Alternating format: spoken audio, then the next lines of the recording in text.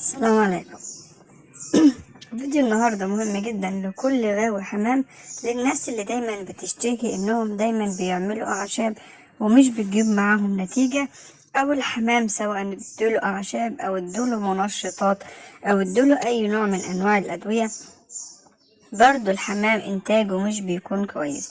عاوز اقول لحضرتك ان انتاج اي نوع حمام بامانة بيكون انتاجه من معاملتك انت ليه.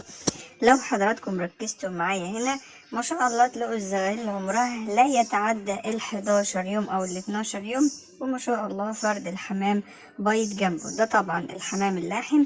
هو فعلا الحمام اللاحم انتاجه غزير، لكن برضو لو حضرتك قصرت معاه في التغذية انتاجه مش هيكون غزير ولا حاجة. بعض الناس بتشتري الحمام اللاحم وتشتري وتقول انتاجه مش احسن حاجة.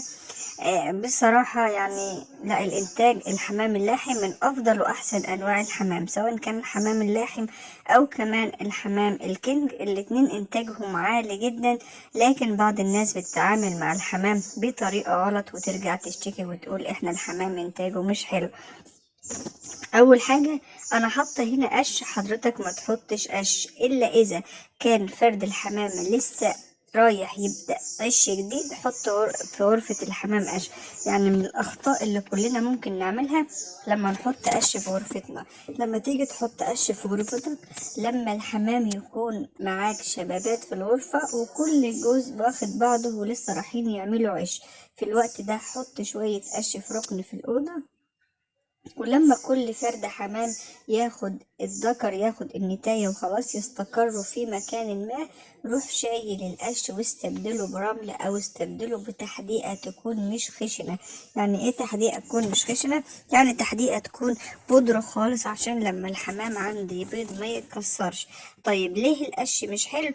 عشان القش بيلم حشرات ومش احسن حاجة. انا عاوزة فرد الحمام وهو نايم على البيض يستفاد، وطول ما هو قاعد ياكل من التحديقة. تعالوا بقى عشان الناس اللي بتختلف على موضوع الأعشاب، أو في ناس كده بتقولي الأعشاب أنا مش عارف أتعامل معاها إزاي. عشان تعمل أعشاب وتجيب معاك نتيجة، أول حاجة لازم أن الأعشاب بتاعتك تكون بنسبة 100% أعشاب نظيفة، أعشاب عارف مصدرها، عارف هي جاية امتى وهتخلص امتى. لو حضراتكم ركزتوا معايا، طبعا ده مش نوع العشبة اللي أنا هعملها النهاردة، ده أنا بديك مثال على الأعشاب اللي أنا بستعملها. أنا بجيب الأعشاب بتاعتي بتكون مغلفة، بتكون مكتوب عليها نتيجة الإنتاج ونتيجة الصلاحية، زي أي دواء بجيبه من الصيدلية بالظبط. بعض الناس برضو لما تيجي تعمل الأعشاب بتحط كميات كبيرة جدا، مش عارفة ليه. من روعة الأعشاب كل ما قللت الكمية كل ما ادتك نتيجة فوق الرائعة. الأهم من كل ده إن أنا أجيب عشبة ما تكونش معطنة، ما تكونش كلها تراب، ما تكونش متخزنة بطريقة غلط، أجي أستعملها للحمام بتاعي ممكن اصلا تجيب له امراض او تعمل له مشاكل. او ممكن نجيب من على الشجر مباشر، وده طبعا مش هيبقى متوفر في جميع انواع الاعشاب. عشان نجيب عشبة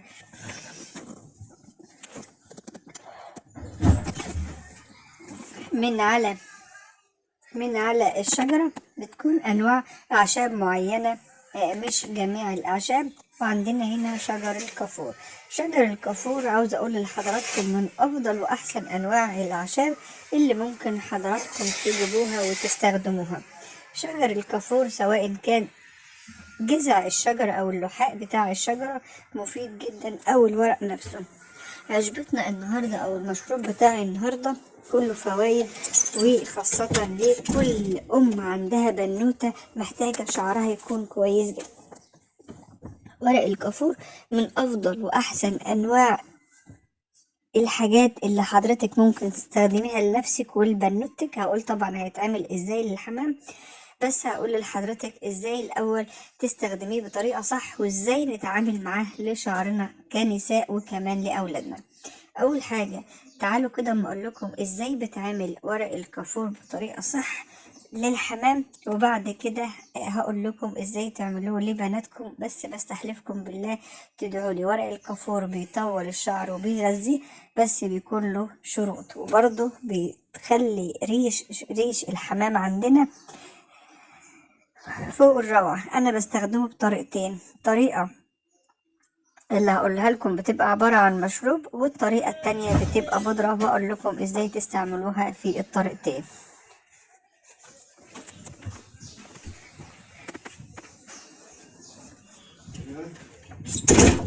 الطريقة الأولى بجيب العشبة، بجيب ورق الكافور، ويا ريت أجيبه من على الشجرة، ما تجيبوش من أي عطار. ورق الكافور دايما بيستحب ويبقى أفضل بكتير بمراحل، وبيجيب نتيجة فورية لما بتجيبه من على الشجرة. وأنا وريته لحضراتكم هو شكله عامل ازاي. بجيب حوالي 7 أو 8 ورقات، أو بجيب، عارفين لما بنروح عند الشجرة ونلاقي كده البراعم اللي طالعة اللي بتبقى خضرة جميلة دي، هي دي المطلوبة. أهم حاجة أكون معطشة حمامي كويس جدا عشان يشرب بكميات كبيرة، والمشروب يجيب معاه نتيجة زي ما حضراتكم شايفين. بجيب بقى ورق الكافور، وطبعا بشطفه شطفة كويسة جدا. بمسك ورق الكافور اغسله بايدي ورقة ورقة، لان لو حضرتك جبت ورق الكافور هتلاقي ملزوقة عليه يعني بيض الحشرات، يعني الحشرات اللي بتقف على الشجرة بتعمل اخراج عليه، فبالتالي بيبقى بيض الحشرات موجود. انا عاوز اعمل مشروب يكون حلو يفيد الحمام بتاعي، وفي نفس الوقت برضو يجيب معايا نتيجة فورية. اول حاجة نظافة غسيل الورق، ما كنتش هتنضف الورق كويس جدا ما تعملش مشروب.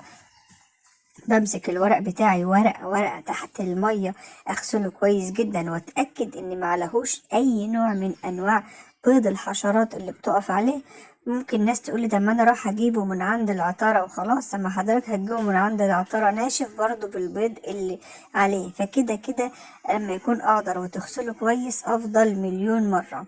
بجيبه واغسله كويس جدا، وبعد ما بغسله كويس جدا ببدأ اعمله زي الشاي الكشري. شايفين ما شاء الله، ربنا يبارك لحضراتكم وليا، دي زغاليل زي الورد والله العظيم، لو شفتوها على الطبيعة ما شاء الله اللهم بارك، حاجة كده تفتح النفس.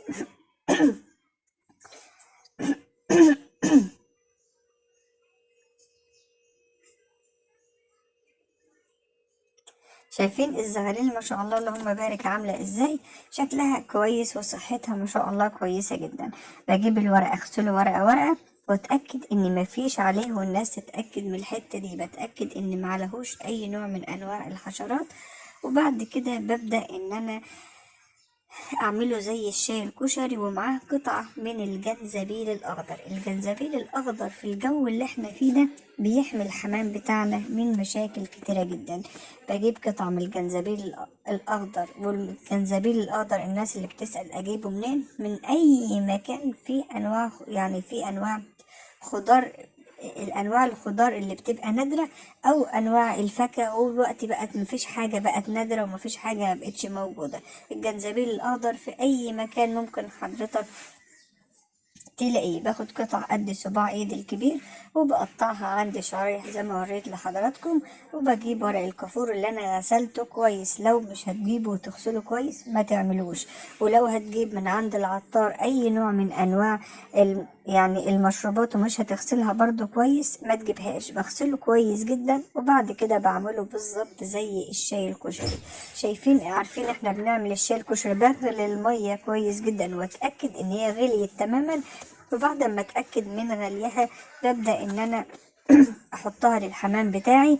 ولازما حمامي يكون عطشان، كل ما كان فرد الحمام بتاعي عطشان كل ما كان هيشرب ويشرب زغليله، وهو ده اللي انا عاوزاه. امسك الزغاليل بتاعتي اعق بقها بالعسل الاسمر، وادي الاهالي فرصة ان هي تشرب وتشرب الزغاليل مرة واتنين. مشروب قمة الروعة لزيادة الإنتاج وقتل أي فيروسات في الغرفة، وكمان بيموت أي ميكروب في الحال. يعني عاوز أقول لكم لو حضراتكم عملتوه ونضفتوا الورق كويس جدا قبل ما تغسلوه ما شاء الله بيموت أي ميكروب في بطن الحمام في الحال، وبيزود الإنتاج بشكل سريع جدا، بشرط تعملوه زي ما أنا قلت بالظبط، بنفس الطريقة اللي أنا قلت عليها بنظافة الحاجات.